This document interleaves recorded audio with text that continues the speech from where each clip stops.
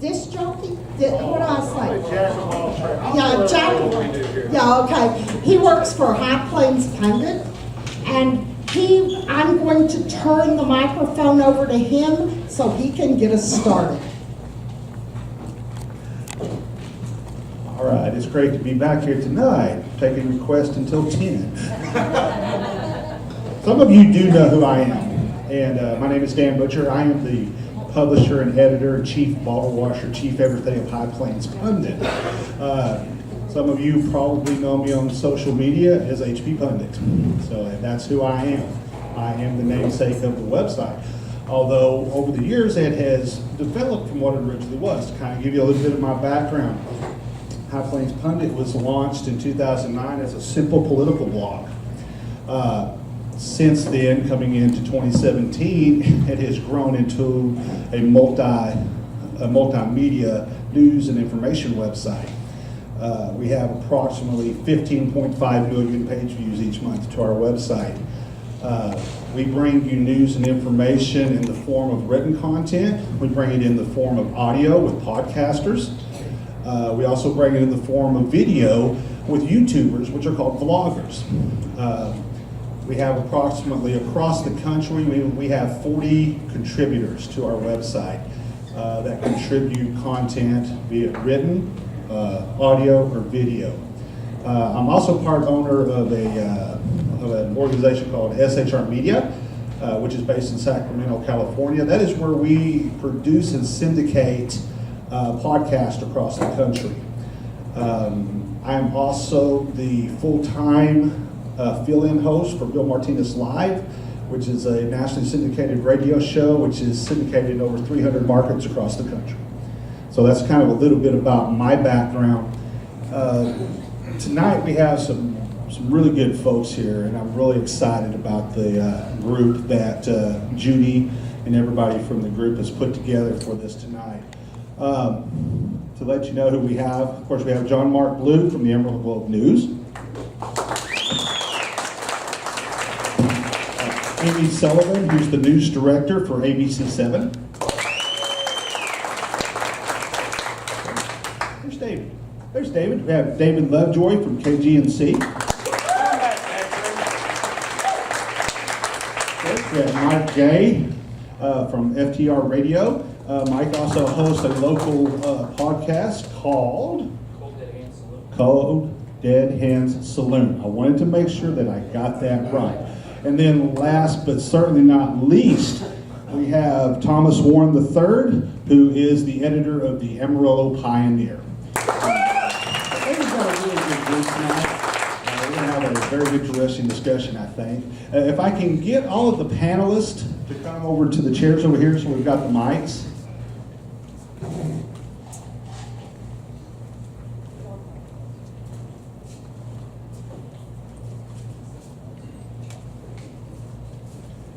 We also have some other members of the media here, and I want to make sure that we get everybody. We have this wonderful young lady right here from Lisa Smith, who's one of the anchors from ABC7. We'd like to welcome Lisa. Thank you for joining us.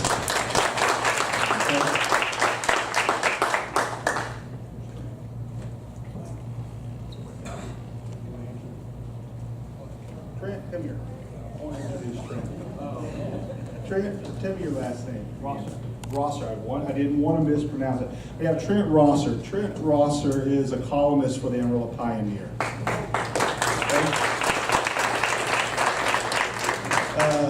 Yeah, we're not going to let Tom get off the hook either here. We also have Thomas Warren II. Tom, of course, is the publisher of the Amarillo Pioneer. He does an outstanding job of storing automobiles. If you've never seen his work, he does a fantastic job. Also has the Amarillo Historical Museum.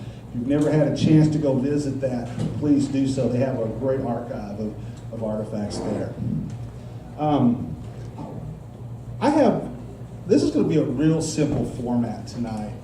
I basically have one question for the panelists here, and then we're going to facilitate the discussion from that question. And if you'll bear with me, I'm going to use my cheat notes here. Because one of the things, I think everybody in here has heard the term fake news, okay? And it's a term that has been grossly misinterpreted and grossly misused, okay?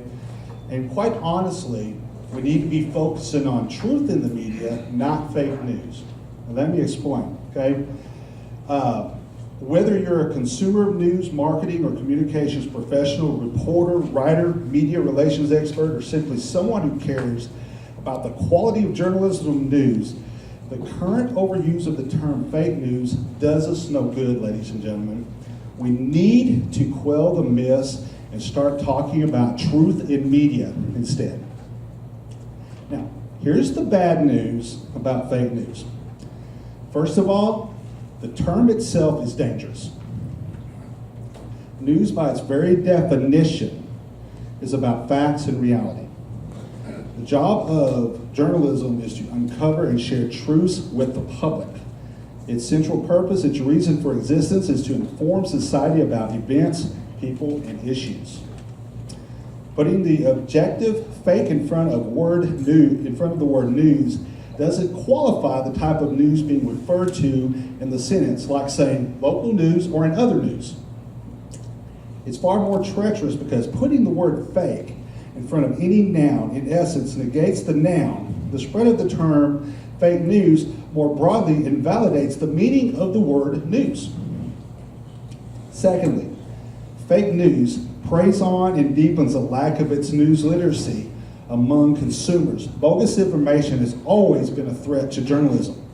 But in this digital age, falsehoods can be more easily disguised, more easily confused as news, and more easily believed. Sabrina Tavers, I'm going to really mess her name up, but Sabrina Taversnis wrote a column in the New York Times called "As Fake News Spreads Lies, More News Shrug at the Truth." And specifically, she said, fake news is creating confusion, punching holes in what is true, causing a kind of funhouse effect that leaves the reader doubting everything, including real news. Hence, it's more difficult, but more important than ever to equip ourselves and others with the skill and understanding of how the media works so fact and fiction can be easily distinguished. We must evaluate truth in media and squash the false use of fake news. As members of the media, it's also part of our job to breed greater understanding of what is fake and what is not, and to help consumers and audiences know how to tell the difference.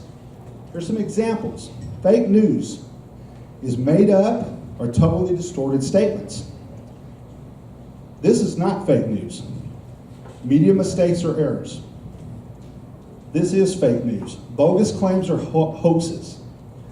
Not fake news. Biased reports. Fake news is propaganda and misinformation. It is not news someone doesn't like. I always say, and when I talk to young reporters, in the news business, we are damned if we do, damned if we don't. Okay? We're damned if we report the story, we're damned if we don't. It's not the job of the media to make people like us. It is the job of the media to report, to tell the truth and bring you the facts and information. Now, you have a check the fact or fiction checklist. You know, in today's world, we all need to be fact checkers. Help spread media literacy with this checklist to determine whether a story or an article has been reliably reported or if it is indeed fake news. You know, trust your instincts. If it doesn't sound right, it probably isn't.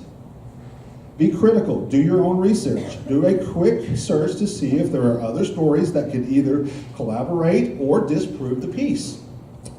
Check the comments. Other readers may have already debunked all or part of the article.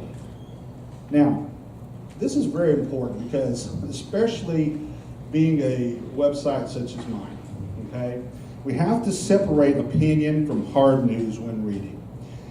Take hyper-partisan and heavily biased articles and programming with a grain of salt, as it's typically opinion and editorially presented in news form. Also keep in mind that there is a role for satire and humor shared by outlets like The Onion. I think everybody in here might be familiar with The Onion, okay?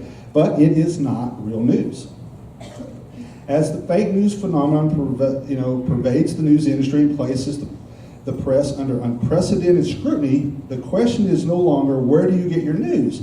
We know more and more people get their news and information about the world from constant streams of stories on social media, websites, print, radio, podcasting, you name it, the information is there. Media has changed, and there's lots of different varieties, and we have a wide representation of media here tonight.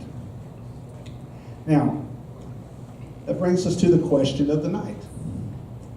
A simple 3-word question. What is news? And we're going to get a wide variety of answers from everybody about what is news. Because whether you are working in television, whether you're working, I will say the Amarillo Globe News, you cannot classify the Amarillo Globe News any longer as a newspaper. It's a multimedia company because they do print, they do magazines, they do video, and of course they do website. Radio, terrestrial radio, we were discussing earlier with podcasting. You have online media, local, such as what Thomas does, and of course state and national is what we do. I don't do local media, even though we're based here. We focus on state, national, and world news with what we do. So media, there's a wide spectrum of what media is today. And with that, I'm going to turn it over to the panelists. And I want to kind of let you, because I think, I know a little bit about everybody here, but, I want everybody to answer that question. Think about it. What is news? What is news today? And specifically, what is news in your specific medium? Okay, and kind of tell everybody a little bit about your background, and then we'll get into the discussion about what is news. And then as we go, and we're kind of starting to get our feedback, everybody feel free. Judy said this was a debate. This is not a debate. although we could have one. You might be surprised. One of the things in media is it's not our job to let you know our political beliefs. Not our job to let you know our political leanings. Okay. Now, in a website such as mine, I will tell you that we do, on our commentary and on our opinion pieces, we do lean to the right. Okay. I want to commend John Mark real quick, because John Mark has written some columns recently that have gotten a lot of people's attention. And quite honestly, I think you've done it. And you've taken some heat for them, to say the least. But John Mark has been spot on with what he's written. He's done an excellent job and really opened some eyes and made some people think. And when you're a columnist, that's what you're supposed to do. You're supposed to make people think. Stop and think. Use that brain, use your common sense a little bit. And it's very, very important to remember that. I think, and I want to commend John. John, you've done an outstanding job with those columns. So with that, we're going to put Amy on the spot first. Ladies and gentlemen, this is Amy Sullivan. She is the news director for ABC7. I've been ABC7 for about 6 months now. I've been working in the news industry for about a decade. Previous life, I was in the military. So I've been around the world. I've seen various things. But as far as broadcast is concerned, the industry has completely changed to news being more of what the viewer is talking about, what is consuming your day. And a lot of what drives media now is social media. And the majority of people, based on research that we've been recently getting, a good portion of people get their news off of Facebook. And that has kind of changed our world, whereas we're trying to compete with what you guys are seeing on the internet and making sure that we're still relevant in TV, because the reality is a lot of you in here may watch us on TV, but the younger generation, they don't. They get everything off of their phone or their computer, and by the time the 5 o'clock news rolls around, they already know everything, or they think they know everything. So it's our job to tell them what they don't know. And that's becoming increasingly hard because we're constantly having to keep up. And so we do a lot of looking through social media to see what people are talking about, to figure out what exactly is news for our coverage area. And we don't just cover Amarillo, we cover the entire Texas Panhandle, the Oklahoma Panhandle, and 5 counties in New Mexico. So when we have 6 reporters and they're all young, fresh out of college, and when they constantly hear fake news, a lot of them have a lot of social anxiety about that, because it is very difficult for them to go out and be a reporter when they're constantly being criticized for what they're doing or what I'm telling them to do, because basically that's what they're doing. So it takes a lot of courage on their part to ask the tough questions that the viewers want to know, and still maintain a fair and balanced story, because that's ultimately our job.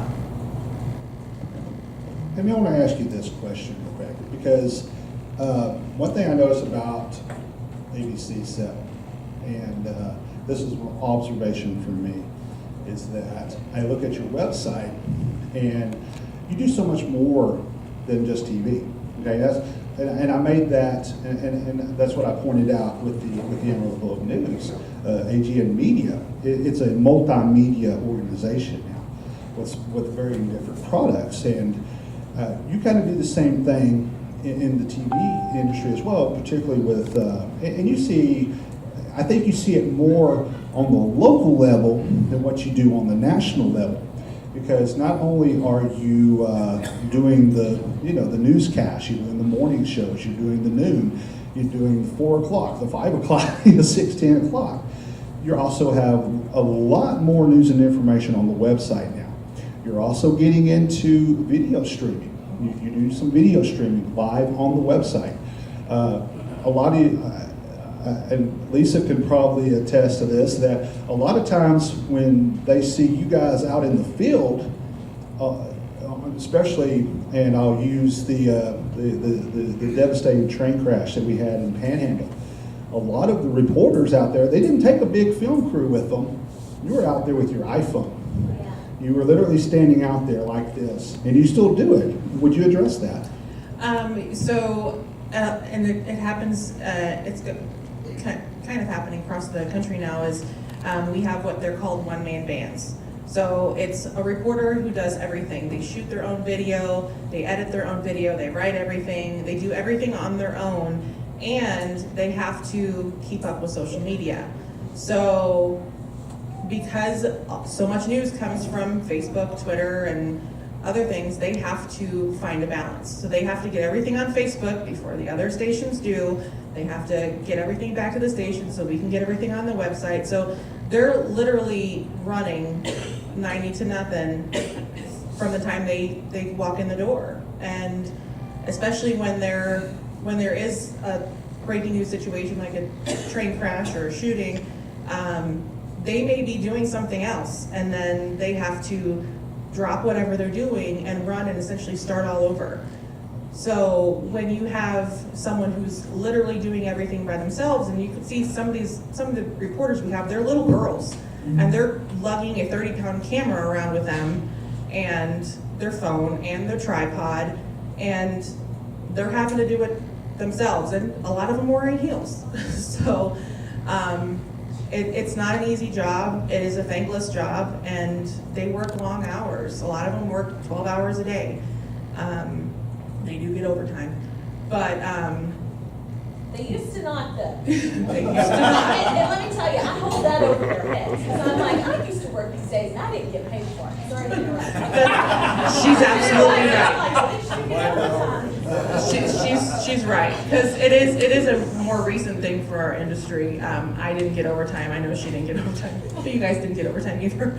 But it is a hard job, and the fact that they can do it and then come back to the station and have to have their makeup on and their hair pretty, because if the one hair is out of place, that's the email we get from a viewer. It's not, hey, that was a great story. It was, I didn't like your shirt. But and you laugh, it's true. And I mean, that's the first thing that they come off the set and they see that email and they're instantly in my office and they're crying because they were so proud of their story, but that's the email they get. It's not, that was a great job, or I really like that. It's, you looked ugly today.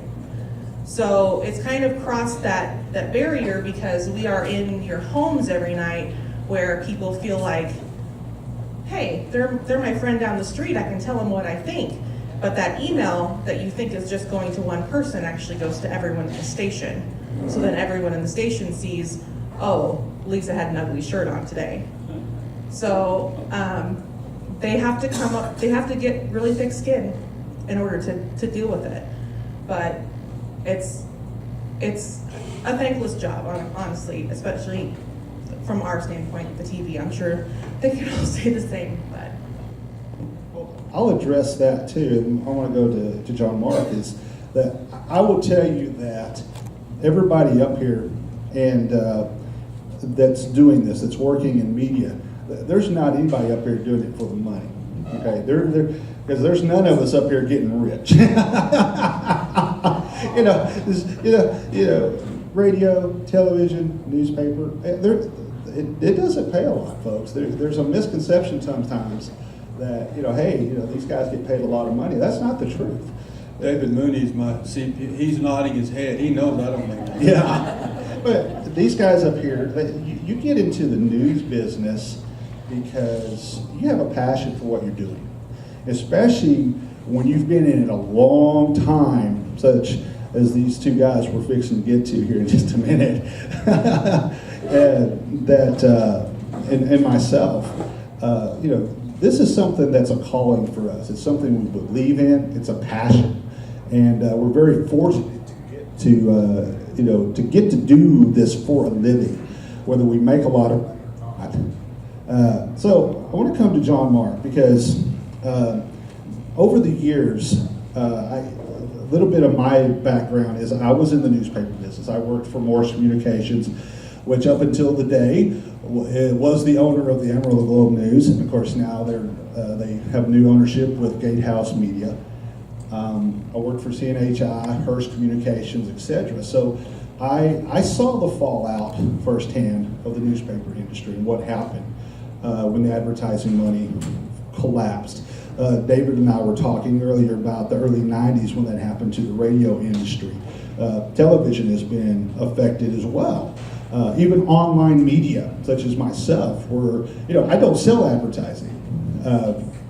All of our ad revenue is generated by third-party sources, Google AdSense, partnerships that we have with podcasting companies such as Spreaker, Blog Talk Radio, etc. That's how we generate our revenue. So we don't sell advertising directly to the public. So we're kind of dependent on that. But the newspaper industry, particularly of all the industries, was devastated. I think everybody's seen the reports of layoffs and different things like that. And but it has had to adapt. And that's what I was alluding to.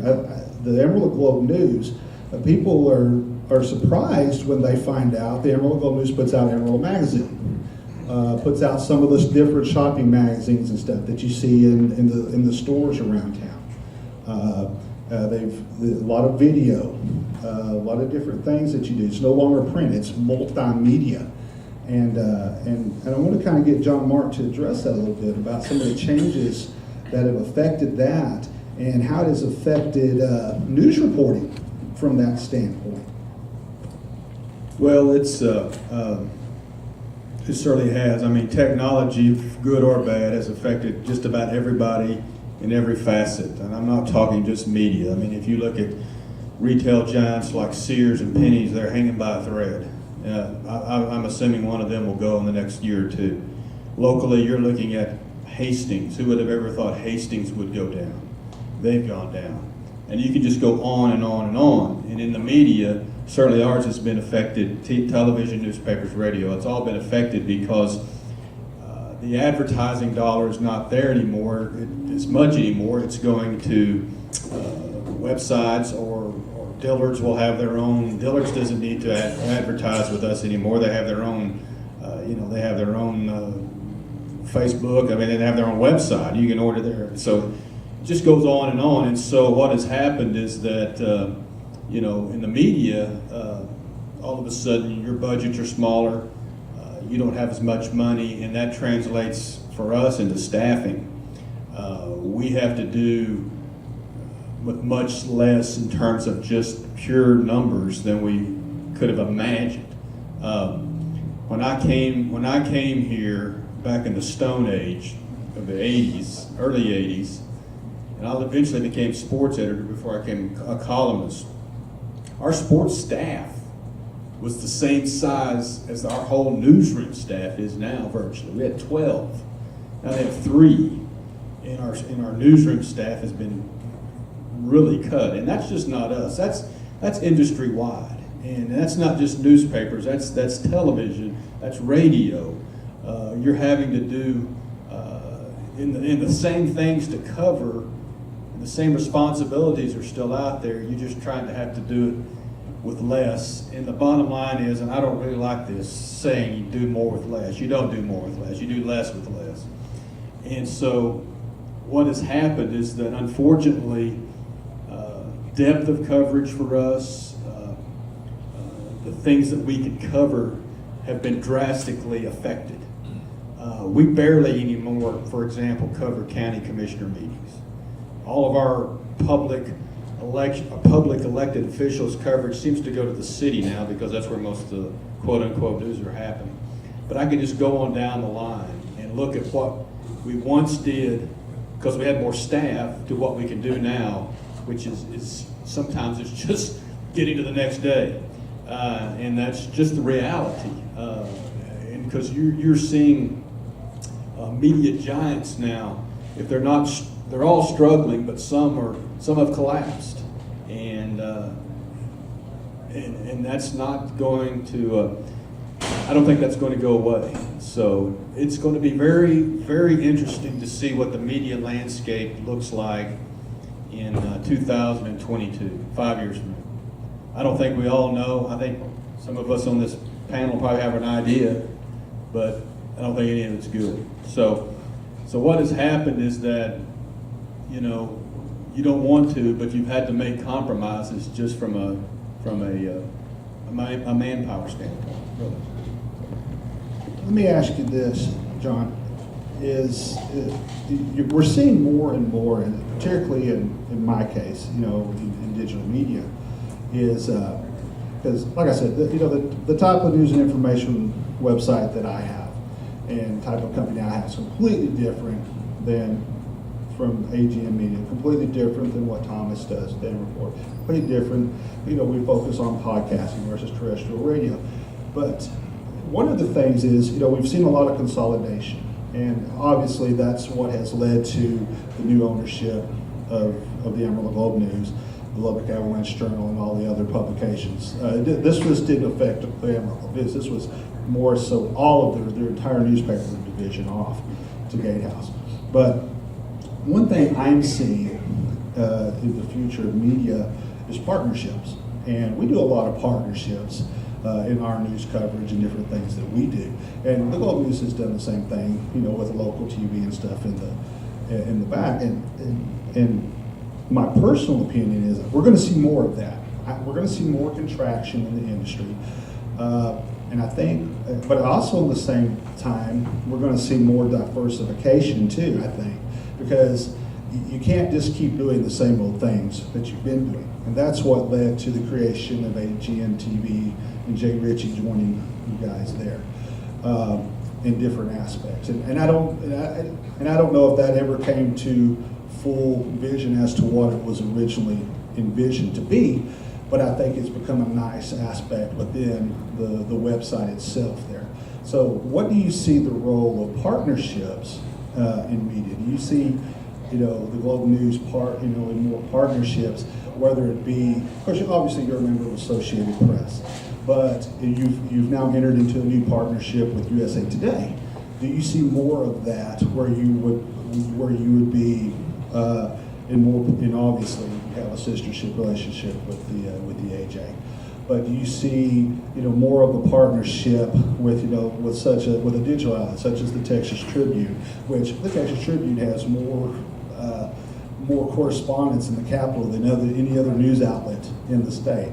Do you see that type of thing possibly helping or hampering the news? Well, I think we have from time to time, even going back before we were in crisis mode, and sometimes partnering with television stations, more on a marketing end of things, the two of us. But as we go forward and resources become a little more scarce, I think that, speaking from us, that's going to be something that we do and continue to do. Texas Tribune's a fine example because they're a digital media outlet that heavily covers Austin politics and state politics, and so we use them a lot. We are owned by the same. Us and the Lubbock Avalanche Journal are owned by the same company. Going back to March of 2016. And a lot of newspapers are doing this to save money or consolidating where they're being printed. And so we're printed in Lubbock. And actually they're trucked up here at night. I may be wrong, but I could see in 5 years there being one newspaper and one outlet for Lubbock and Amarillo. Where in Lubbock you may have the front section focused on the South Plains and Lubbock. Inside would be more of the Panhandle. Up here it'd be vice versa. But I would not be stunned. I mean, that's a little bit radical, but yet it's not that radical, where I could see maybe one outlet producing two newspapers, for example, which would have been unheard of. We used to fight like cats and dogs for information, and now we may be, be partners. So that could be one example. I want to do one more thing with John. I'm going to come to David. One thing I thought that the Globe News would eventually do, and then a lot of newspapers have done this. We saw this in Detroit. We've seen this in Philadelphia, where they went to printing just specific days of the week.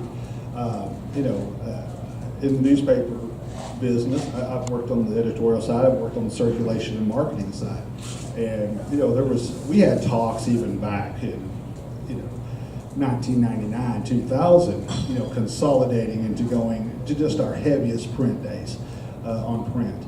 And to, in the newspaper, it varies per market. It really does. But, basically your heavy print days are Wednesday, Thursday, Friday, and Sunday, are your heavy print days for advertising. And it varies from market to market.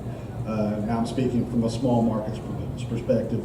John might correct me on Globe News or what the heavy days here are. But that's something that I see in the future, is that maybe less print days and not to take away from the product. Now, let me be very specific here. This doesn't take away from the product at all. What it does is, I think it enhances the print product, okay? I think print's gonna be around. It's in a very different form. But it's to work in complements with the digital and all the other different aspects of a media company, of what the Globe News has become. So just in my personal opinion, I see more of that happening. I see instead of being in print 7 days a week, I see the print editions. You've seen it happen in the smaller markets. We've seen it happen in this area. We've seen it happen in Hereford, which used to be a daily newspaper. We've seen it happen in Borger, which used to be a daily newspaper. Pampa is still doing 5 days a week.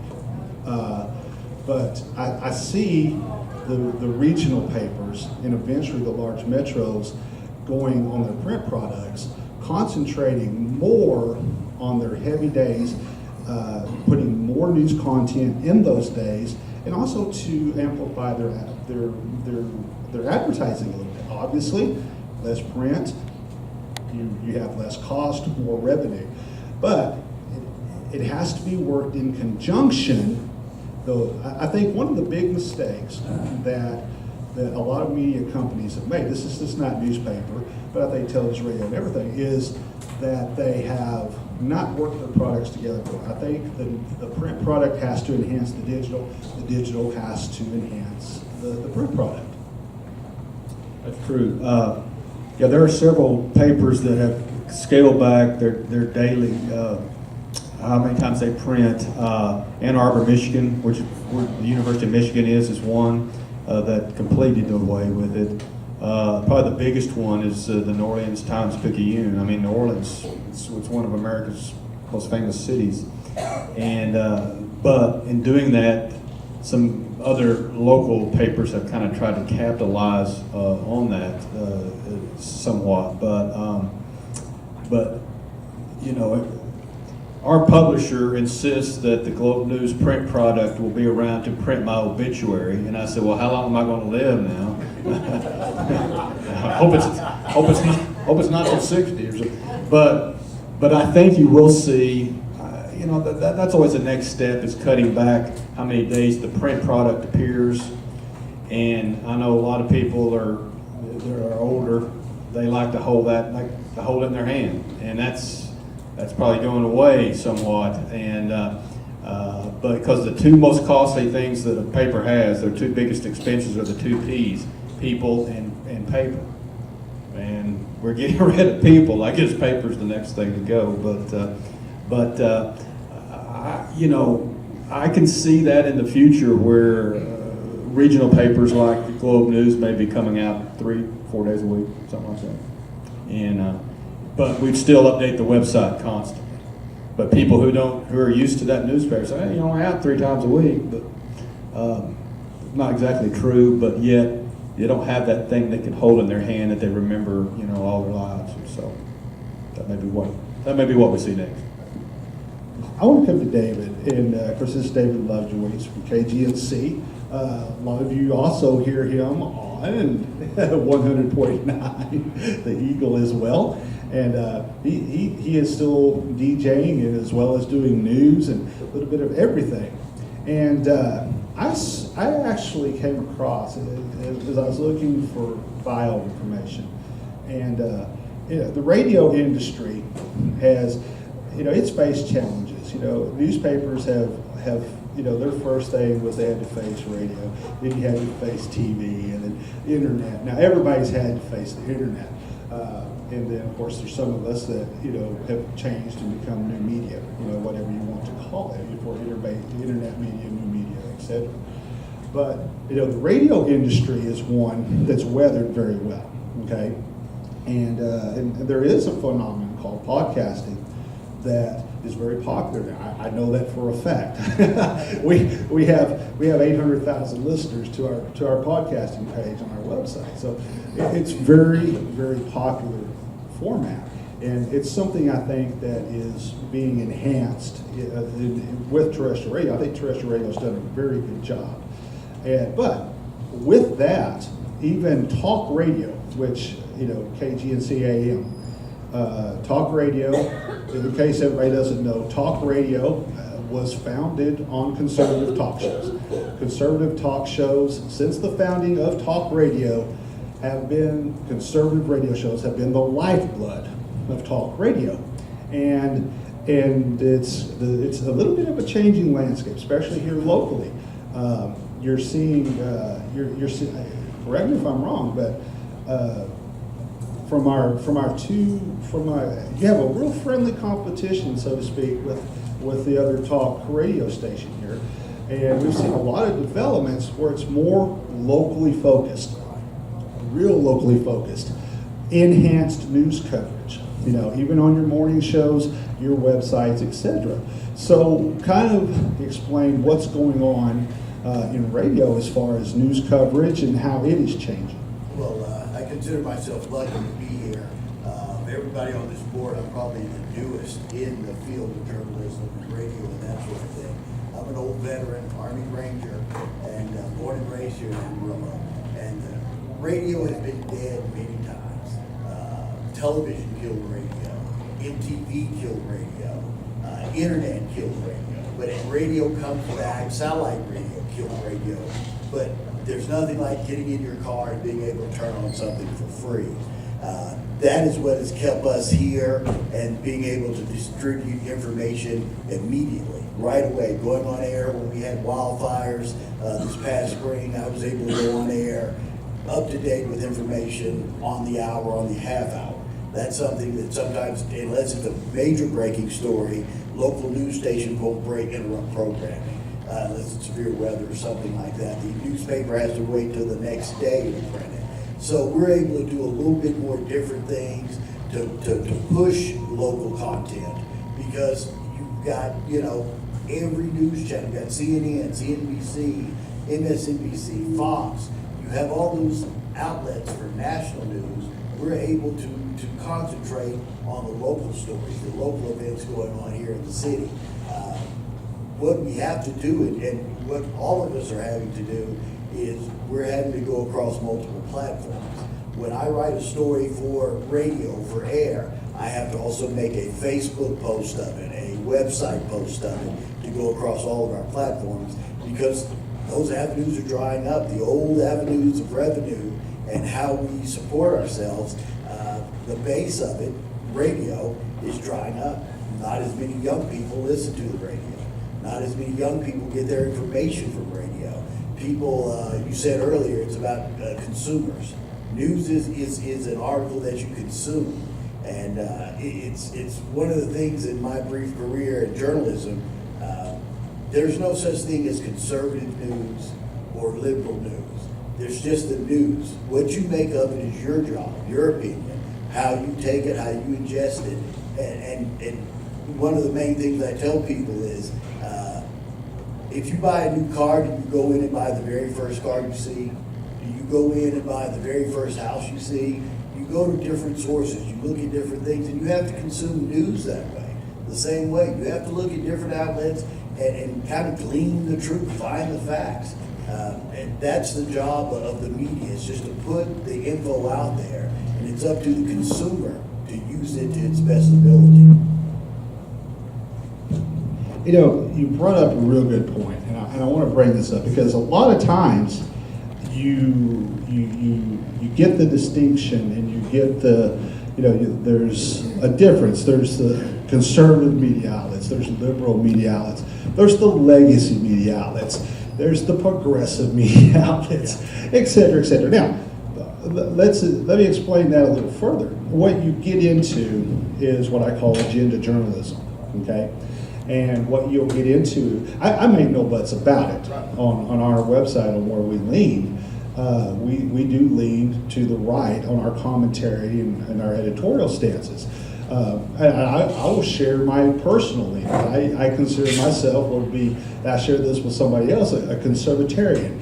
I have conservative leanings that go libertarian. I'm not a Republican or a Democrat. And I like it that way. And I have different issues with that. But in my news reporting, it is the facts, it's the news, it's the information. There's no right, there's no left. Now there is only right or wrong. And once again, and I'm going to address this, and I'm going to come to Thomas here, but you've heard the term fake news used as an excuse. Okay, and I bring up the Russian collusion story. Okay, ladies and gentlemen, the Russian collusion story was not fake news. It was not fake news. I dare anybody in here to tell me what part of those reports were fake. Okay, here's the reason why. What you got out of that was, when all the reporting was said and done, and continues to show, there's nothing there. What we did learn was that the Russians did, hey, you know what? They did tap into local election systems to try to put a little hysteria in there, a little scare, a little bug in there. They weren't trying to influence the elections, but what they were trying to do is say, hey, you know what? We could if we wanted to. That was the true story from the Russian collusion story. That was the bottom line of what a lot of times was not reported. When it was all said and done, that was what happened. A lot of people in history could have said a few years earlier during the Obama administration, you heard Benghazi's fake. There's not any truth to what took place. Fast and Furious, okay? Agenda 21. The list goes on and on. We can talk about this all the time. Watergate. Watergate was fake news. That's all you heard from the Nixon administration. The Washington Post is a bunch of idiots. All of that coming out of there is an agenda. It's just fake news. It's fake news. Well, we know how that turned out with the resignation of the President of the United States. So, just because... Go ahead. We'll address you in a minute, okay? You keep talking, you don't let us get into this conversation. Well, you'll have a chance in a minute, okay? Yeah, okay? But the problem is, once again, when you're using the term fake news, okay, just because a story was wrong doesn't make it fake news. Because reporters make mistakes. Every one of us up here have made a mistake, okay? But our job as media is to own up to that mistake and correct it and get the correct information out there, okay? Thomas, I want to come to you because you are a young reporter, and you've started your own news and information website that focuses exclusively on local news. And what do you see, as the future of local news, particularly in the Amarillo market? What do you see as the future of news? Well, thank you very much. First of all, I want to say thank you to everyone who's here and for the invitation. And also, I really respect this guy, and so he does a really great job at KGNC. It's kind of interesting how he started because it folds into the question, right? There's an established newspaper here in Amarillo, and we watched what kind of articles were coming out of there. Some of them, you take it or leave it, a lot of Associated Press type news. But what really bothered me was there was one incident about the summer of 2016 where there was the council at the city was trying to choose a replacement for Dr. Eads, and you remember all that was going on. And there was one person who ended up being a finalist, and there were Facebook posts that ended up becoming an issue. And one outlet here in town particularly made a big story about it. Opinion suddenly became fact, all kinds of things like that. And that's when we said, we're gonna try to start a newspaper. We don't really know how it's gonna go or anything like that, but we're gonna try to do it. And I was talking to Trent Rosser about this because he came on board with us pretty early on. Well, whenever the first newspaper we put out, we had probably 30 readers. Today we have anywhere from 6,000 to 12,000 readers. And that happened in a year. And it's really interesting the way this has happened because I don't think people care about opinion. Okay? I mean, you'll see every once in a while I'll put an editorial in the paper. But that's not what people want to read. People want to know what the facts are. And so our job is just to observe and report because there's no such thing as conservative or liberal media. Now, in the case of like what you're doing, you're very clear that we do have opinion, and that's a big part of what you do. So in that case, it's different. But like what David Lovejoy does in what Channel 7 does, it's very clear. This is just news, right? It's supposed to be news and no opinion. And I mean, everybody can probably look at different news outlets in town and globally even and see things where, well, there was opinion mixed there with fact. But I don't think that's what people care about. We interviewed candidates for different offices that were run in 2016 statewide. And in 1 week, we ran interviews with 2 Democrats, 2 Libertarians, and a Republican. And people said that either it was a conservative newspaper or it was a liberal newspaper. It's not a conservative or liberal newspaper, and we were getting the same questions. That's the thing. If you let people tell their own stories and you just report it, how they tell it, or you go and you watch what happened, you report it. Just because you don't like something in the news doesn't mean it's fake. And just because you might agree with an opinion doesn't mean it's news. So that's kind of the way I look at that. This is kind of my stance, is I am of the firm believer, the more information, the better, okay? And I think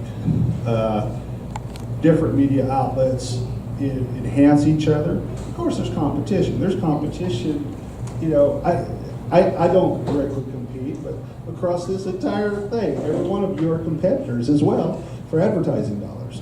So, but my thing is that with a lot of the stuff that the Amarillo Globe News does, you're not going to do, and a lot of the stuff that you do, they're not going to do. That's just the way that's just the way they're set up, different things like that. Opinion pieces, I will disagree with you on one aspect, and that being is that a lot, you know, opinion is a big part of the news business. The editorial page has always been a very important part of local news.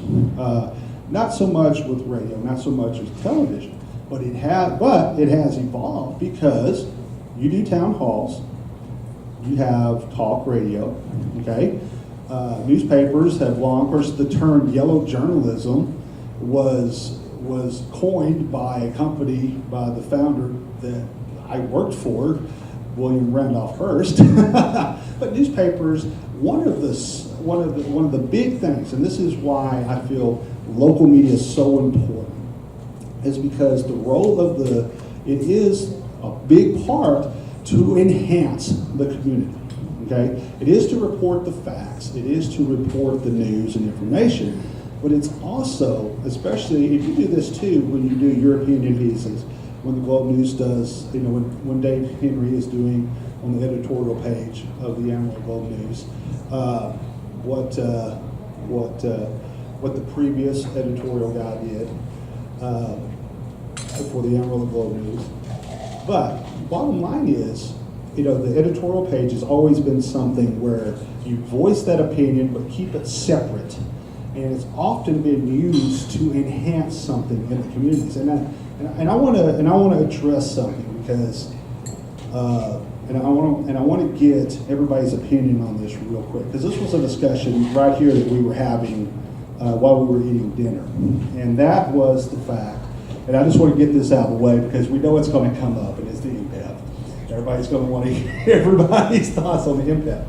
And this gentleman right here brought up a point that the city should not be using the term impact anymore, because his argument is what we got was not a multi-use facility, but we got a ballpark. Now, I'll be the first one to say that I was not a fan of it being built downtown. I wanted it to be built where Potter County Memorial is, raise that thing, build it there. That was my opinion. But now we have it, it's going to be built, so I'm 100% behind it. I want to support the ball team. We have a 30-year lease. I want to see it succeed. I'm a baseball fan, I'm a sports fan. And I think it's an injustice not to support it. It's here, it's done, it's time to get behind it. That's my personal opinion, okay? But I'm also of the realization that I don't think it is going to be a multi-use facility. I think it's going to be a ballpark. We will see the occasional concert there. We will see maybe the occasional,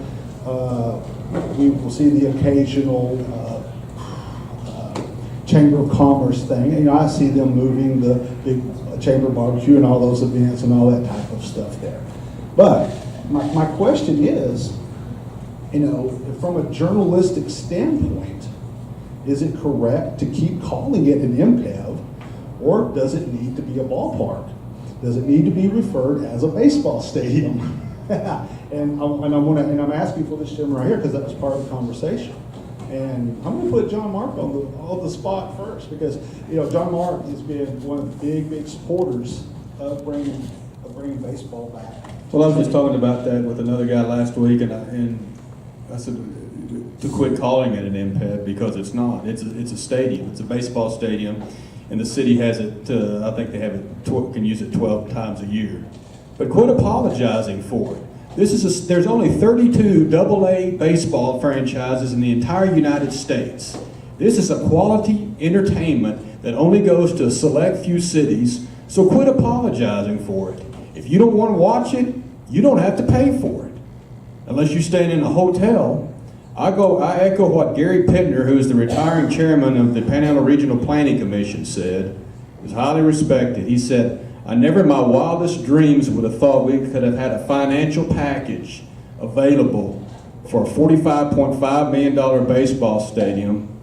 And then I never in my wildest dreams would have thought we would have had the issue of complaints like we did once we got a unique financial package that plays to Amarillo's strengths and use it to further entertainment and quality of life in this city."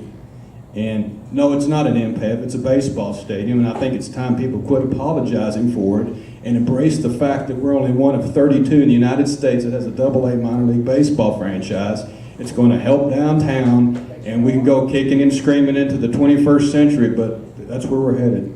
Yeah, I'm gonna bring Mike into this, because Mike and I actually have a disagreement over this too, and he and I have gone back and forth on this, so come on in. And then Mike, after that, I want you to discuss about the future of podcasting and new media moving forward. Can I also weigh in on the MPEV question? Yeah, real quick. Yeah, I'm just going to say two things. So to answer your question, to me, news is an amount of unknown information that people want to hear, Exactly. right? That's Merriam-Webster's definition of it as well. I don't like the term fake news, but lying is fake news. Yes.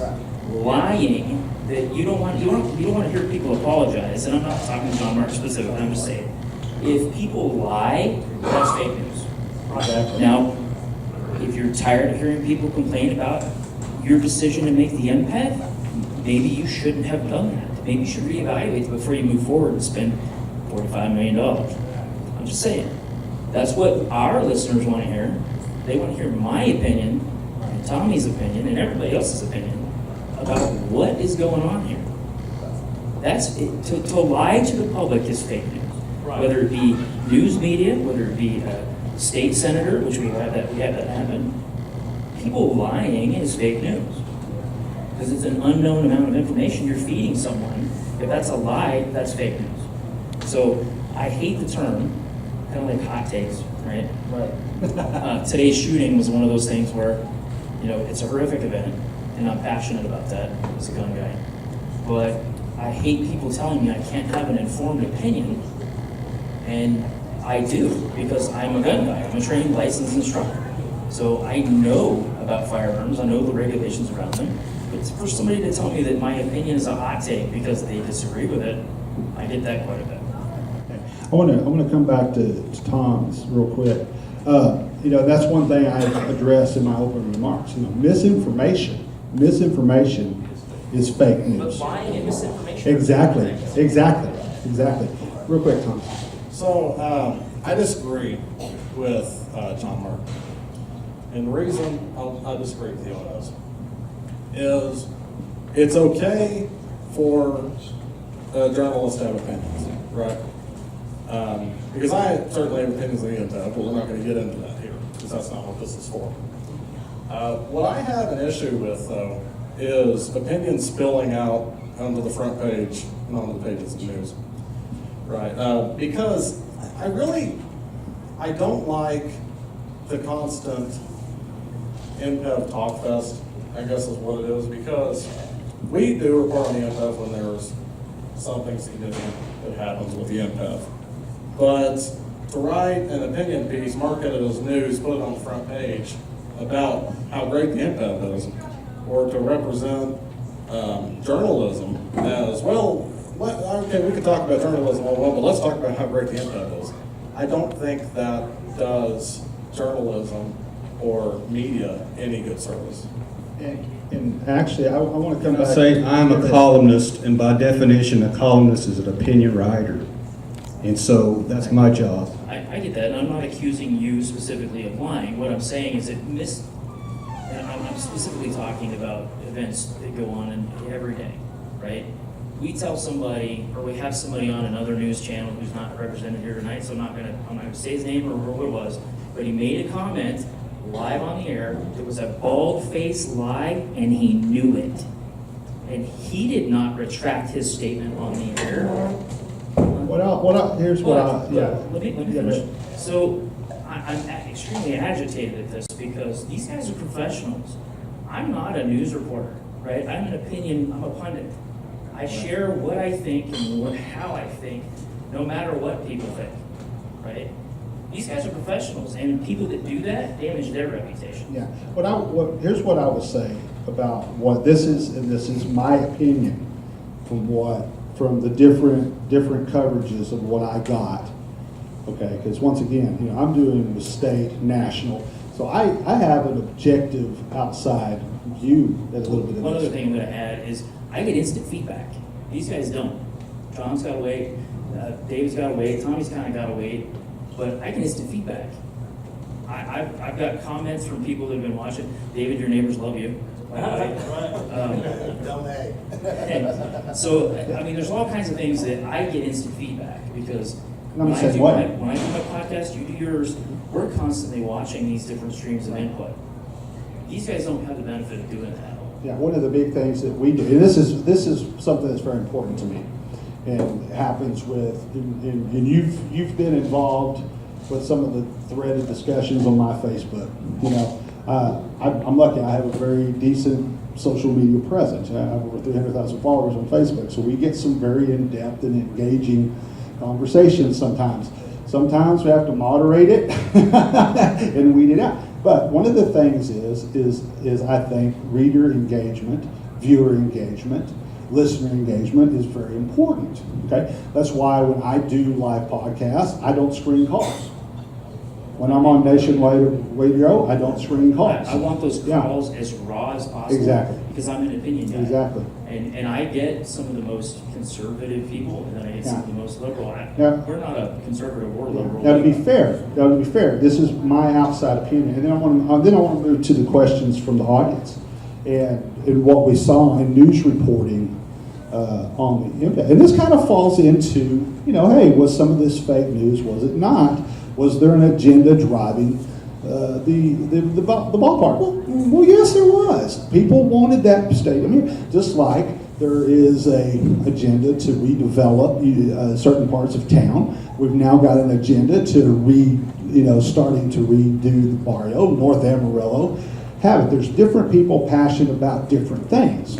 Okay, and definitely what we saw. And I will say what I saw from KGNC, what I saw from Channel 7, what I saw from the Globe News, what I saw from the Amarillo Pioneer, okay? Different reporting on everything, okay? Thomas, you took the straight, hard news line approach to it. Just reporting. Channel 7 did the same thing.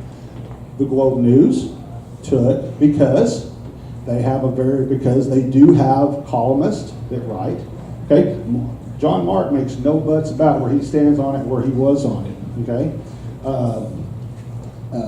I don't think, and I think there's probably differing opinions even in the newsroom. He probably changes his mind like the rest of us at least twice a day. Yeah, probably about that. But bottom line is, what we saw was different things. What you saw from the Globe News was two things, and I will give them credit.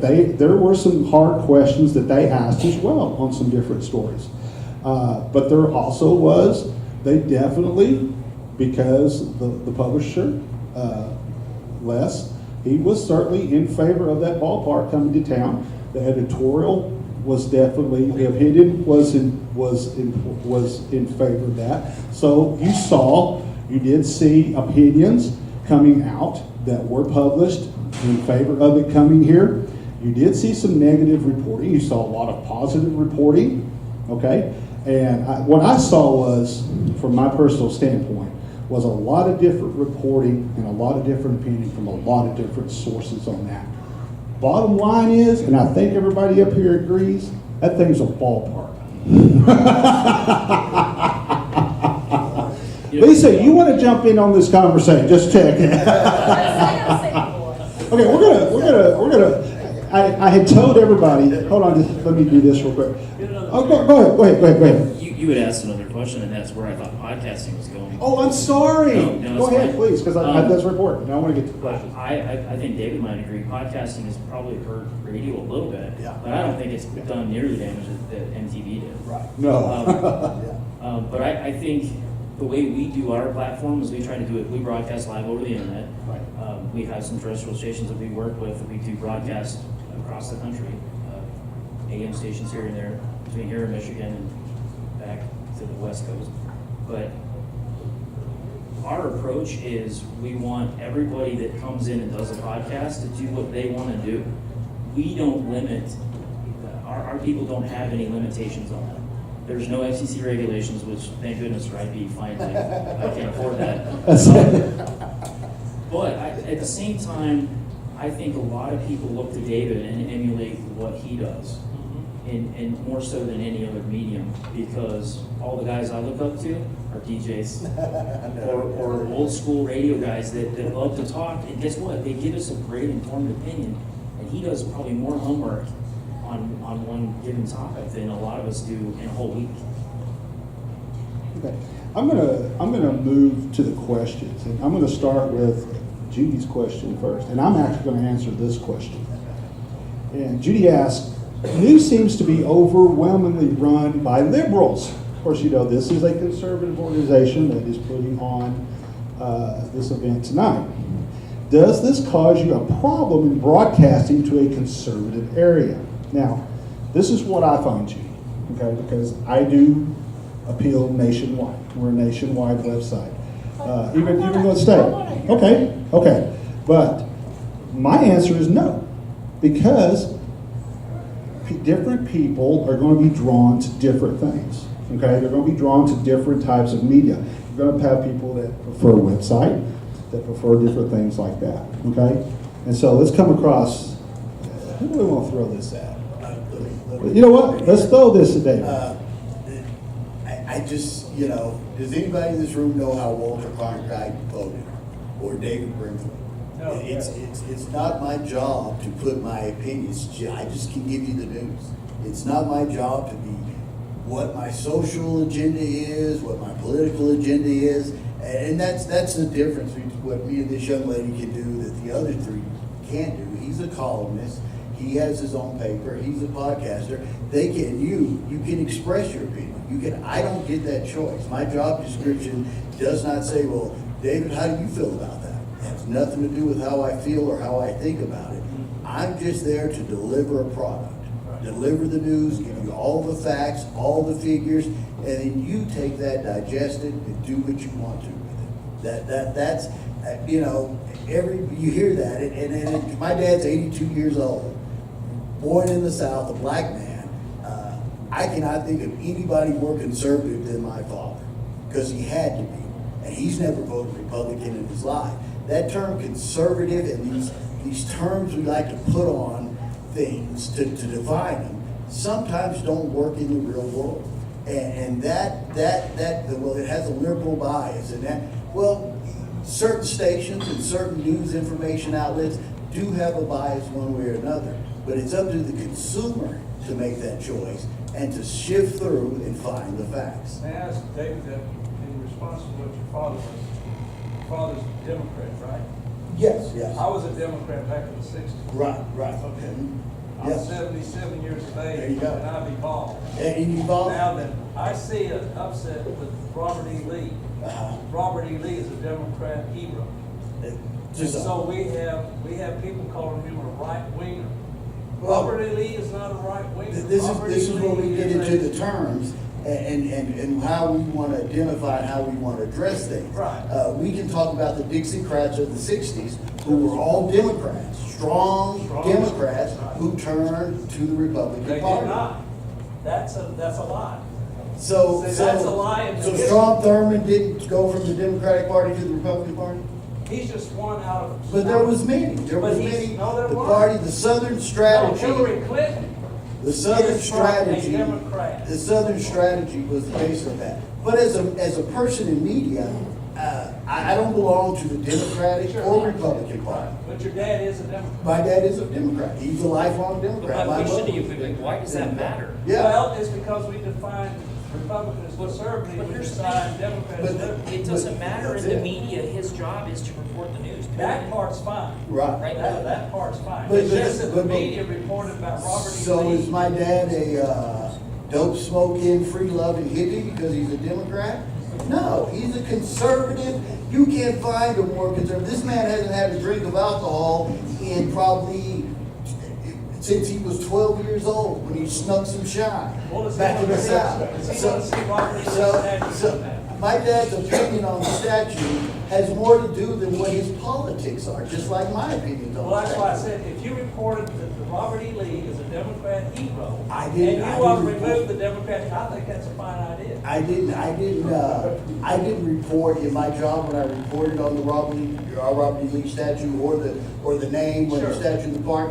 I just reported what people felt on both sides. I didn't express, well, I feel this way. Now, I am the vice president of the local Amarillo branch NAACP, and I have a certain opinion about those relics as being a veteran and having family members who have fought for this country since not the Revolutionary War, but since the Plains Indian Wars all the way through. My son's a graduate of West Point. We bleed blue in my family, Union blue, the Army of the Potomac. That's where we stand, period. And I respect the soldiers I have fought against in my combats. I respect them, but they get no place of honor in my home. I said this clearly, and I'll say it again. Those monuments, those flags, those statues do have a place in your head, your home, and in your heart, not in the public square.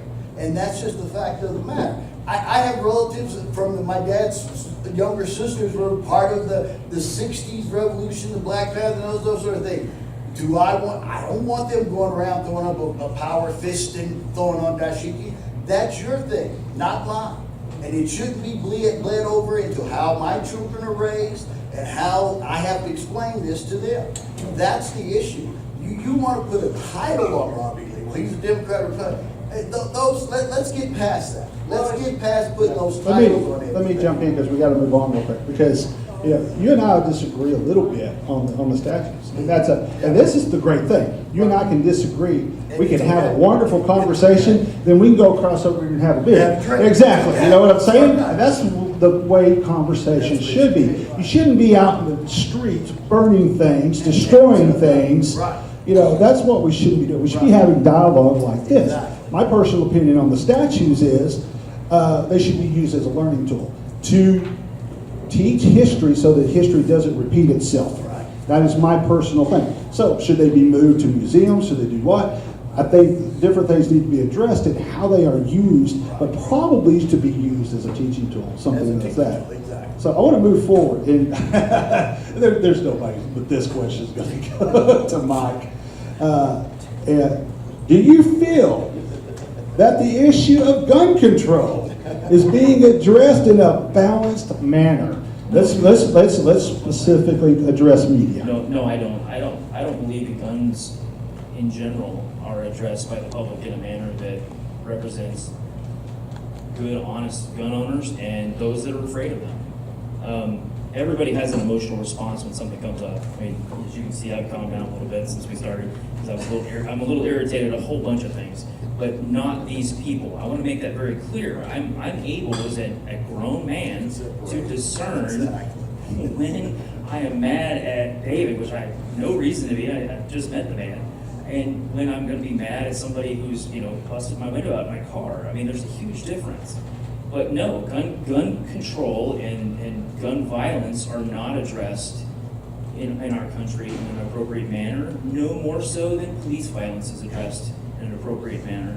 Because guess what? I am a hardworking, God-fearing American, and I support my police. But at the same time, I am capable enough and honest enough intellectually to realize that there are bad people out there in every walk of life. So no, I don't think we're addressing guns appropriately at all.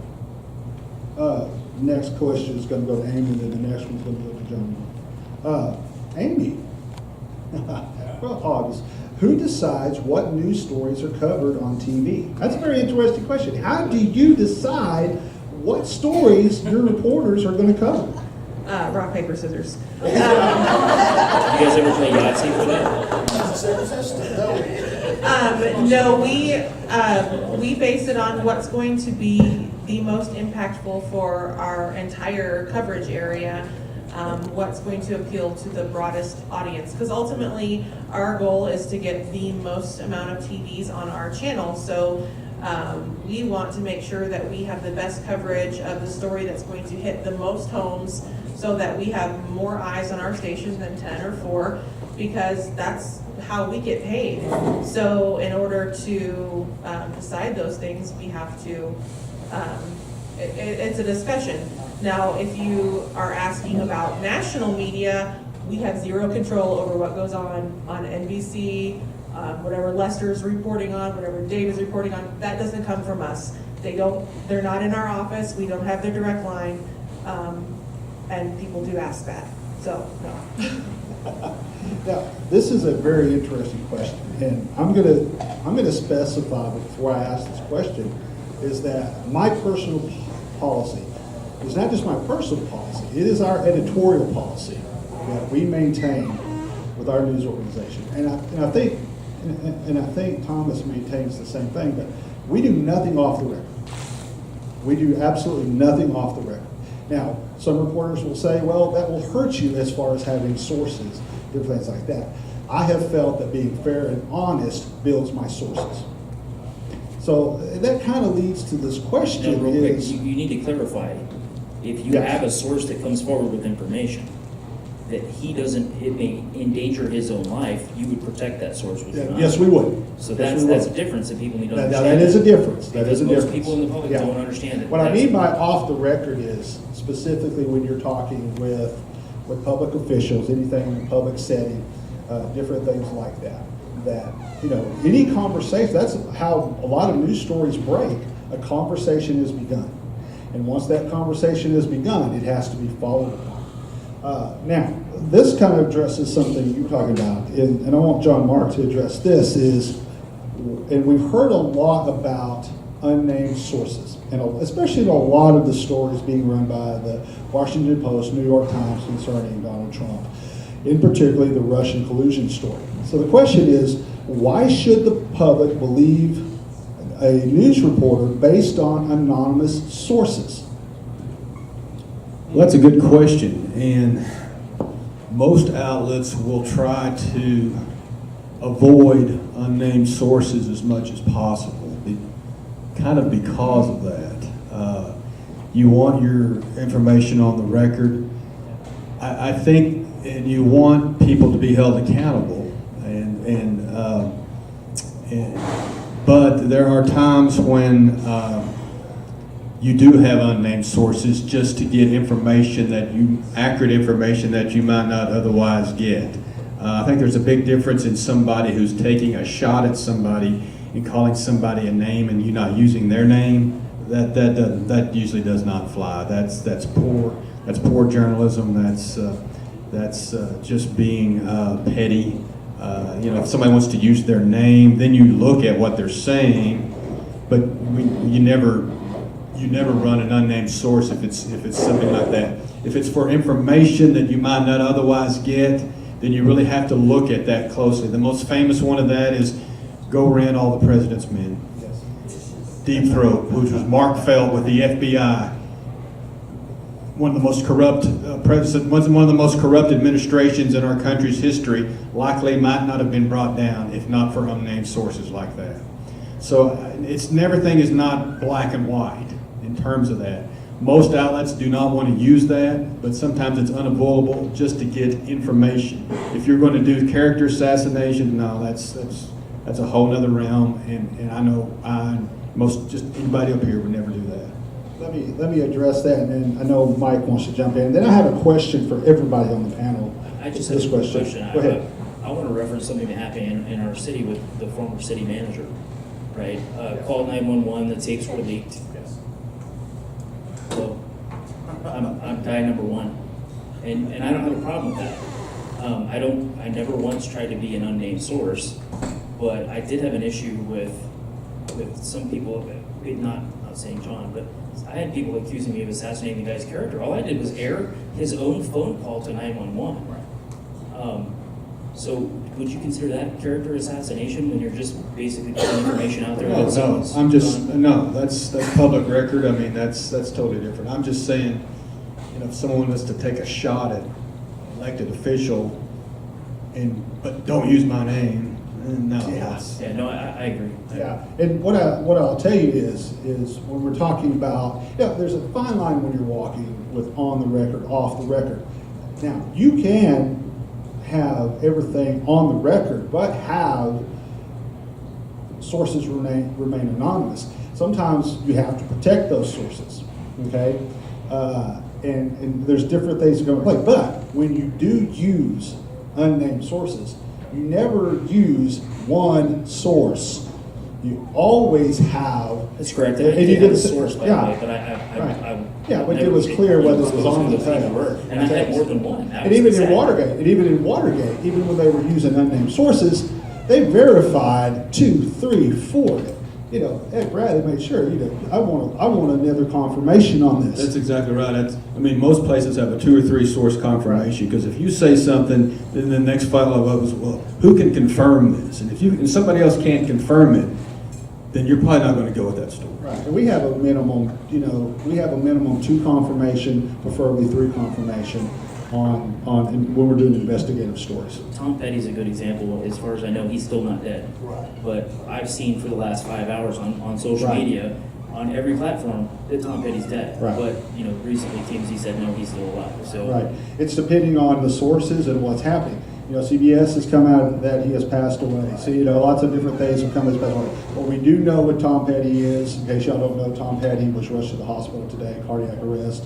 They did remove his life support. Now, the question is, because there was no brain activity, we have confirmed that. Now, the question is he still breathing on his own or not? Has he actually passed away? And the reason that there's kind of confusion is there hasn't been an official confirmation from his press agent, from any members of the band. You know what? If I could get a confirmation from Stevie Nicks, that would be confirmation, because she's probably going to know before anybody else. I want to address this, and I want to go down the line real quick, take a couple of minutes with each one. And this kind of comes back to the discussion we were having earlier. And the question is, today, our nation is a divided country, not united. People see political hatred, racial hatred, as coming from education and media. People bias in media as fueling that. Media is not trying to heal America. Question is, answer this question. So the question is it the role of media to heal the country? Is it the role of media to report the facts, what is happening on the streets? No, it's not our job to heal the country. That's not who we are. We are here to inform the country of what's going on. And like it or not, it's not pretty. I have young kids, they see it, they watch the news, they know what I do. And it is a conversation starter for everyone. And it is a way to teach your kids about the past and teach them how to grow in the future. So no, it isn't. We're here to just report what we know. We're not here to formulate our opinions. We're not here to try to sway your opinions. We're here to give you the facts and you can form your own opinions based on what we report. Now, whether you interpret it differently than your neighbor, that's on you. We can't tell you one way or another. John Mark will have a unique answer on this question, because you're a little bit different because you're a columnist. And so you do have a voice and a platform to possibly, hey, say this is wrong. And you have taken a stand on some particular things that have been said by the president, different issues. My personal opinion is that, as a voice on radio, I can have an effect on that from an opinion standpoint. Not reporting the news, I have to separate those two. But from an opinion standpoint, I think media can play a role in helping, fix this divide, because there is a divide. There's no denying I kind of laugh when people say, boy, our country has never been more divided. No, it's not. Go back to the 1960s with Vietnam and civil rights and the women's movement, and into the 70s with Watergate and all these wars. We're not any more divided now than we were ever. Here's the reason why we're divided. Social media. Everyone is an opinion writer, not just me. Everyone is an opinion writer. Look at the hate that is spewed on Twitter, on social media, without any accountability. That's where fake news got its start, folks. Was on the websites. The fake news to generate all this other stuff. That's why we're divided. Really, what I do and what most people up here do is not that different than what's been done since World War II. It's just that social media has made everything so accessible, and everybody runs to the keyboard, which is their right to do, to voice their opinion, like they're going to change everybody else's opinion. But that's why we're not any more divided than we've ever been. It's just there's just umpteen more outlets to express that division. I agree. It's not our job to heal the country. It's to get information out. And I echo John Mark's sentiment. I go even further. Not just social media. You can kind of point at Ted Turner and the invention of the 24-hour news cycle with CNN News. You had to create content to have 24 hours. So every little thing and every little story had to, and it got hyperbole, it got blown up, it got expanded when it should have just been a blur. It just should have been a short story. But now you have pundits sitting on news, for 12 hours discussing and arguing one point amongst each other, and no facts are being sent out. It's just my opinion of this argument, and that's what the news cycle is. It is what it is. But as a reporter, it's not my job to have a kumbaya moment. It's to tell the facts of what's going on in the details. I can really appreciate something that you said a little while ago. You said I'm paraphrasing here, but basically everyone looks for a label to run to. Right? Whenever the presidential election was going on last time, I'm sure everyone remembers how much fun that was. But we had people approach us, and they wanted us to endorse Donald Trump. People wanted us to endorse Hillary Clinton. People wanted us to endorse Gary Johnson or their neighbor down the street. I mean, you got all kinds of suggestions. The thing is the way I feel about it is our job is just to, like I said, observe and report. You just report what happened, and you're not supposed to read into it. You're not supposed to try to make people read into it. And so when it gets to that, I think it's very clear. In order to do that, people are going to go ahead and they're going to get their own opinions out of it. Even if you write an editorial, someone could read that and get a different opinion out of that. And so I think it's not necessarily the job of the media to heal division. What it is just to report what's happening. But in order to report what's happening, you have to have some level of objectivity. And so if you say, well, this is the way I feel, and you make that very clear, but then you go and you try to report on something else, then it can raise concerns about objectivity. So just to keep it straight for the people that read it, they come to you because they want to have an idea of what news is. They want to have an idea of, well, I don't know what's going on with this topic, or I don't know what's going on in my city or my country. I'm here to listen. And so I think that's important in those cases to remain objective, to make sure, and then people are going to get their own opinions out of that. I'm going to go back to what John Mark said about social media. Everybody wants it right now, and I made that comment that I get instant feedback, and people are telling me, Dan, you're talking too much. But that's really what it ultimately boils down to. Part of the biggest problem that these guys face is everybody wants an answer right now, and they don't have that answer now. It takes time to glean those sources and get those answers. My opinion takes me 20 seconds to formulate an opinion half the time, and sometimes it's wrong. And yes, I admit that, and you won't get that from everybody. And Dan, you know a lot of the same people I know that are at the national level as far as bloggers and pundits go, and they will be dead wrong until the day they die, because they never want to admit and lose face for 2 seconds when that would give them so much more credibility. As far as me talking too much, I'm part of the panel too, so I get to talk. Now,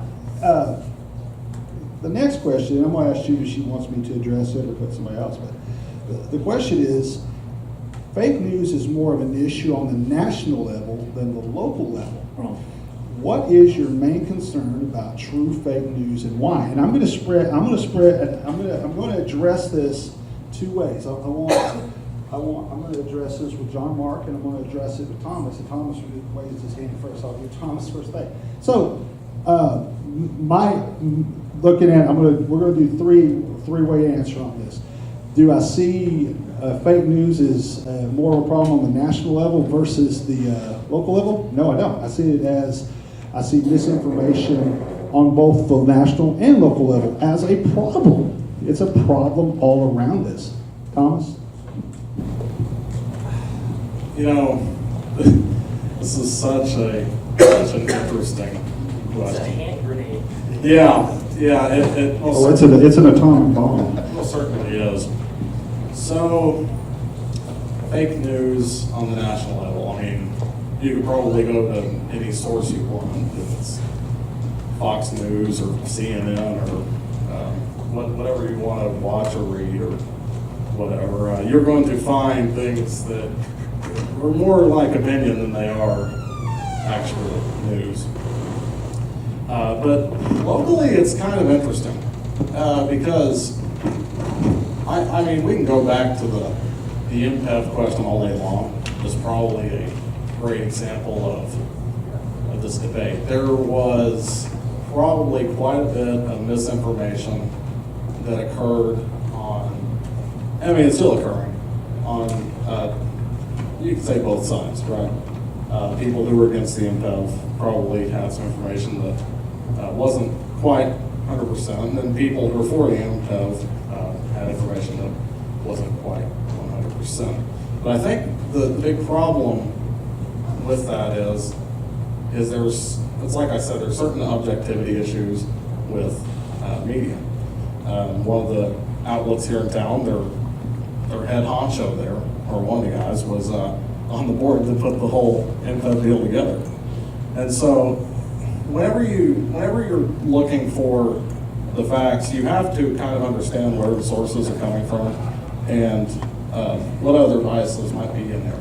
Because it's important to make sure you're getting just the facts and you're not getting facts mixed in with a little bit of something else. And if that's what you're going for, then you're looking for a label to get your news from. And you should probably try to find more straight news. Okay, John Mark. Fake news has just become I'll just be honest with you, it's become a catchphrase nationally from the President of the United States. He's uttered that 73 times since he's become president. And I can tell you, like the New York Times that he focuses on was the same outlet that reported Hillary Clinton used a private email server just right before the election and basically helped hand the election to Donald Trump. Donald Trump at that time didn't scream fake news from the New York Times. Most of the time, the fake news allegations have become true. Just recently, CNN fired 3 of their reporters for some poorly sourced news, a story that got out, and they were fired. Now ask yourself this, if CNN is in the fake news business, wouldn't they be high-fiving their reporters in the newsroom? Man, that was a great story. We really got him that time. No, they fired him. They got rid of him. Certainly CNN makes mistakes, but I don't think they're out there putting out fake news. And I can tell you on a local level, and it probably is true with any with KBI, KFDA, KMR, the Globe News. If you screw up a story, especially if it was from lazy reporting, you're going into the office of the editor, and I can promise you that is not a pleasant conversation. That is not anywhere any reporter wants to be. So this theory, this idea that we're manufacturing fake news and that we're out there telling lies, and I say we, I'm talking about different outlets. Sure, we get it wrong, and we feel bad when that does happen. But there's not any intentional fake news going around. If it is, it's from these grocery store tabloids and things like that that we're all familiar with. We're ask Mark a question though. Real quick Mark follow-up. made a comment that we got a $45.5 million ballpark. The citizens voted for a $32 million ballpark. Why wouldn't Mark be upset with the idea that 45.5 is an acceptable number when the election was for 32 million? I don't see news being advertising that this little dishonesty in the way it was sold to the public that voted for a condition, and then the media is just walking away from the reality of that vote. That price tag was put on there by 3 council members, and they were told that this is not going to be the accurate price. It's still a moving target. But they were insistent that price be put on there when nobody knew the exact price tag that it was going to be. But what was the vote for? The public voted on an idea. So how can you back away from what the public was told, regardless of whether the 3 people agreed or whether one person? The public voted for it, right? For 32 million and it being impact. That's what the public voted for. That's what was sold by the former president of the AC when he got up on national media and advertising. He constantly said, this money is not coming out of your tax dollars, it's coming out of hotel tax. And then it's going to be an impact. We're going to have weddings at it. We're going to have a multiple number of different activities going through that facility. And it's going to cost $32 million. That came from the advertisers that promoted the promotion of it. And we only got 52% of the voters agreed with that argument. 48% disagreed. Right. And the 52% of the voters came from South Amarillo. They did not come from North Amarillo. Is that part of Amarillo though, South Amarillo? Where's the impact going to be located? In the middle of It's town? going to be located in North Amarillo. It's going to be located in Potter County. What's your objection to it? My only objection is the lie proposed by the advertisers when it was proposed to the citizens. It's not going to cost you citizens any tax money, because that's what I talked about my neighbors, that it's not going to cost you anything because it's coming out of hotel tax. That's fine, okay. Well, what are they going to build? They're going to build an MPAB. What's that for? Because the MPAB is for the support of the convention center. Hotel tax is for promotion of things for the convention center. That's the whole purpose of the MPAB. It was sold on the idea it was for the convention center. It's hotel tax for the convention center. We're going to build a parking garage at $15 million. We end up spending $19 million because Bajali backs out of the deal and he doesn't want to put in the facility. The city news media didn't jump in and say, you guys lied to us back in 2014 when you asked us to vote for it. Let me do this real quick, and I'm going to kind of steer this conversation a little bit, okay? Because what was voted on, okay, was a non-binding referendum, okay? Now, at the time of that referendum, we didn't know if we were going to get a double A team, if we were going to get a single A team, if we were going to get the Air Hogs back. Because at the time, the Air Hogs were the principal people going after the contract to run the stadium, okay?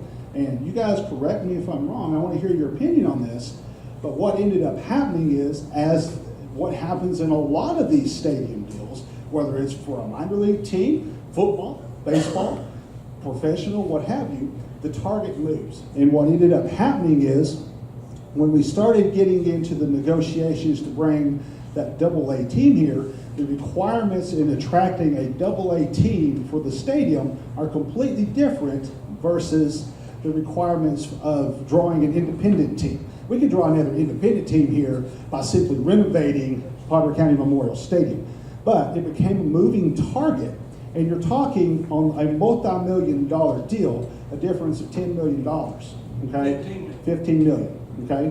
But what happened is, when you started getting into negotiations to bring a middle-tier minor league affiliated team here, that stadium got moved because of the different stuff that would have to be incorporated in that stadium to bring that team here. And so I want to start with John Mark.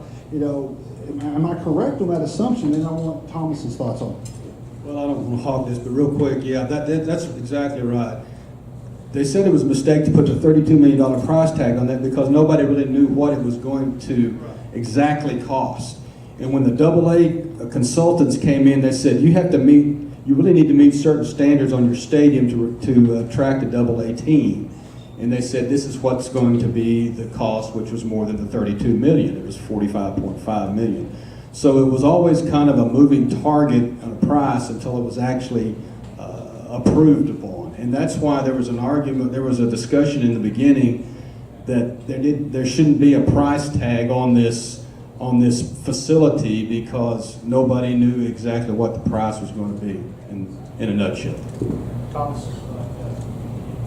So I think talking about the input is kind of a little bit interesting because the issue of the council members came up. So let's talk about the council members. It's kind of interesting to me. I guess there's another thing that media can do that's dishonest, and this is probably going to be a little bit more common than just running a fabricated story. It's just repetition of the same story to damage a character or something like that.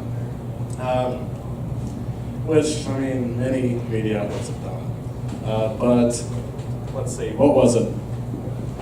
4 or 5 days before the filing deadline for city council, there was one council member who was, it was a little bit questionable whether he was going to run again. And one media outlet decided to run a kind of a questionable story a few days before that. And that same council responded in our newspaper. And the next day, the Globe News talks about that. And there's a lot of repetition, I think. And I saw this a lot with the council. And with there's 3 council members who got targeted by this quite a bit. It doesn't matter whether you agree with them or not. I mean, go back and pull archives, you'll see it. And so that was a very common thing. It's still common nationally, and I think that's something else that we have to be careful about. We have to make sure that we're not just being repetitive with the same stories, the same columnists, writings, whatever, editorials constantly. We don't want to keep hammering something day after day because, okay, it might have been news 3 days ago, it's not news today. All right, let's get on with the news today. And I think that's the big thing. Don't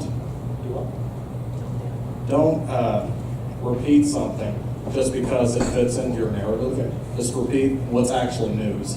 Okay, real quick, I've got a couple of ladies here that have a newscast to We get have a to. 9 o'clock newscast. So- Can I say Oh my one gosh, thing? I'm sitting here thinking 9 o'clock. Yeah. On the Oh. CW station. Oh, I forgot about CW. Wow, you're everywhere.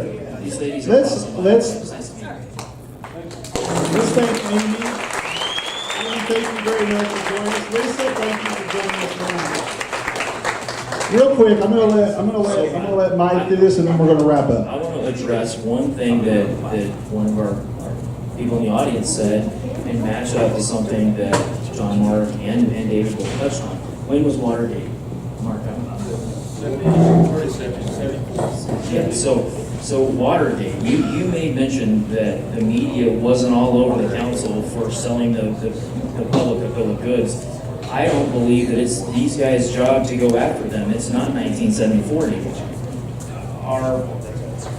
It's exactly right. We should report what's news. And so if you're looking for the media to be the fifth, branch of government or whatever, you're off the mark. It's not. It never developed that way. After that happened, and what's happened in the 90s, and even in the last 2 election cycles, you back to Obama's election, that's never going to be the case because there are too many biases in the national media and even in the local media. Regardless of how you want to view it, it's never going to be that way. So it is really up to, and this is why social media is both a good thing and a bad thing, because it's up to you to research your own information. You can't rely on these guys to know everything you want them to know, and you can't rely on them to go after these people because that's not his job. David and Mark's job is not to go after them. It should be in some regards, but at the same time, it's not. Well, to say that we've had an interesting discussion tonight would be an understatement. You know, this was everything I thought it would be and then some. And I think we got a good insight into the role that media is playing. I think we had some good discussions, some back and forth, and showed that, you know, even up here on the panel, we have some disagreements, okay? You know, I have some disagreements here. We have some this. But we're fixing to sit over here and talk and have a few laughs and do that because I have some questions, you know? And that is what we try to do. We try to facilitate, bring you the information, bring you the truth, and then on the opinion side, we want to stir the conversation. We want you to be engaged. We want you to be involved. Okay, because if you just sit at home and you don't give a damn about your community, I think that everybody in this room is passionate about what happens in the community. Exactly what I said. It's Exactly. Your job and her job and my job to Exactly. get involved, and that's why I do what I do. Bingo. I don't want to be a journalist because these two guys work their butts Right. off and get very little out of it except a lot of crap from people like me.